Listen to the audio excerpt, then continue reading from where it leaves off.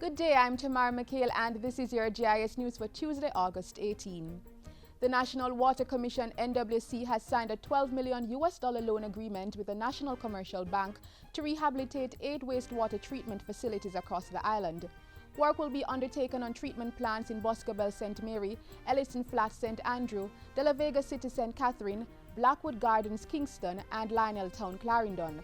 The Arcadia Bay Farm Villas and Hewenden treatment plants in St. Andrew will also be decommissioned and connected to the central sewer system. The facilities to be decommissioned in Kingston in St. Andrew will allow for more wastewater to go to Soapberry, meaning Soapberry is offering a better treatment option than what currently obtains. Plus, it also will improve NWC's internal operations by reducing our energy costs. More persons within those communities will be able to connect into a central sewer system, therefore making it much better in the long run for Aquifer. The acting president of NWC adds that the project will allow his organization to improve its services to customers. It will also allow us to have more wastewater treated to be discharged for use in irrigation, and at the same time allow for more water that is used from surface sources for irrigation to be made available for potable use. Water Minister Robert Pickersgill, who also participated in the signing ceremony, said the project was being carried out through the Caribbean Regional Fund for Wastewater Management Project. 18 small farmers are poised to benefit from the installation of a drip irrigation system and other amenities on Braca Farms in Trelawney. A food safety facility was also built on the property so that farmers can package and store their produce. Agriculture Minister Derek Kelly says the farmers have a clear market, given Braca Farms' close proximity to the Braca Resort and the Harmony Cove development. It is significant that you have a project here that is going to be concentrated, or has been concentrated mostly in the production of vegetables,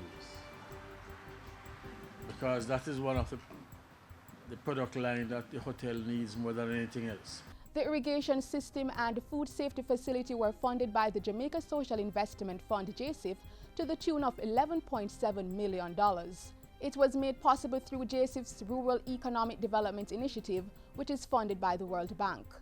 JIS signed a memorandum of understanding with the National Irrigation Commission to supply water to the Braca Farms.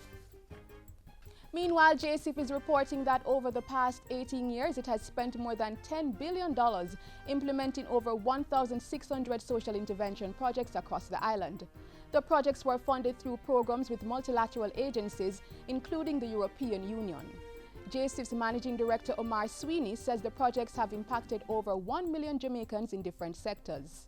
So we cut across sectors. We cut across agriculture and tourism with our READY project. We're doing crime prevention with our ICDP, the Integrated Community Development Project. That's also World Bank funded. We're doing education support with the BNTF, the Basic Needs Trust Fund program. We're doing an education support project. Mr. Sweeney was speaking at a recent JIS think tank. He said the poverty intervention programs would bolster the lives of citizens and help Jamaica to achieve local and international development targets. As part of back-to-school preparations, the Ministry of Education is reporting that it has spent over $800 million on textbooks.